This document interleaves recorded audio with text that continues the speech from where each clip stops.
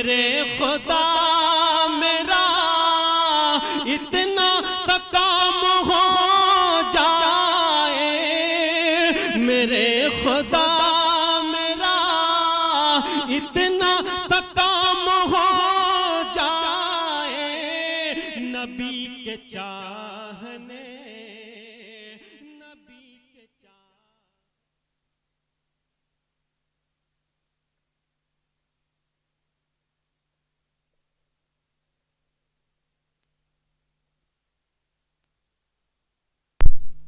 हेलो, आप लोगों से गुजारिश है कि आप लोग थोड़ी देर के लिए अपनी अपनी जगहों पर बैठ जाएं ताकि ये इत्मीनान और सुकून से इनकी जो है दस्तारबंदी हो सके।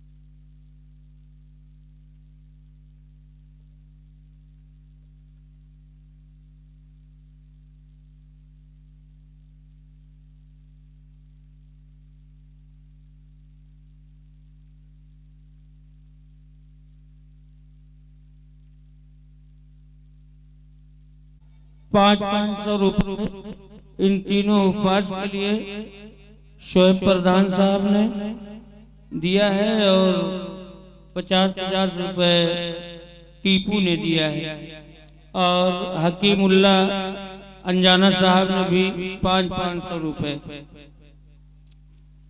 डॉक्टर अशफाक साहब ने 200 रुपये का इनाम तीनों उपवास के लिए।